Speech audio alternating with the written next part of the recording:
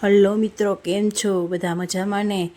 તો અત્યારે આપણે સાંજના મગ પલાળી દીધા છે અને અત્યારે બનાવવાના છે પુડલા.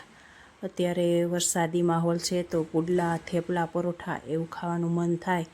તો આપણે સાંજે જ મગ પલાળી દીધા હતા અને અત્યારે મિક્સર જારમાં હવે એને ક્રશ કરી નાખશું અને એના પુડલા બનાવવાના છે.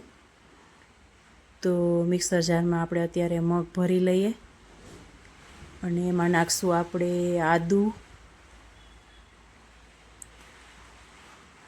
મરચાં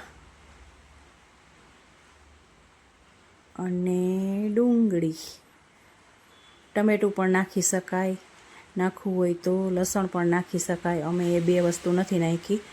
તો ડુંગળી, આદુ, મરચું અને હળદર, મીઠું પણ આમાં જ નાખી દીધું છે. બેટરમાં પણ નાખી શકાય. આમાં નાખીએ તો મસ્ત રીતે મિક્સ થઈ જાય. એટલે આપણે હળદર, મીઠું, ચટણી તો બધું આમાં નાખી અને હવે આપણે મિક્સરમાં ક્રશ કરી નાખશું. પાણી જે રીતે જોઈએ એ રીતે આપણે થોડું થોડું નાખી શકાય. તો આપણે હવે મિક્સરમાં આ બધું વસ્તુને ક્રશ કરી નાખશું મસ્ત રીતે.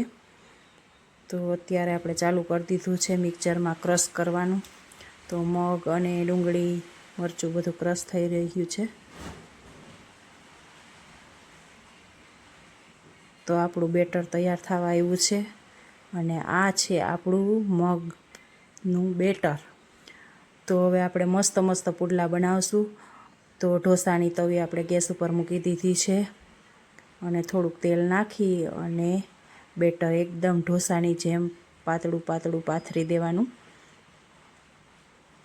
તો આ છે આપણો મગના પુડલા.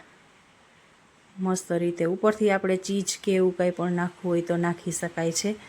તો અત્યારે આપણે સિમ્પલ અને પ્લેન સોબર પુડલા બનાવીએ છીએ. તો આવું કંઈક બને છે મગના પુડલા. તો આપણું પુડલું તૈયાર છે.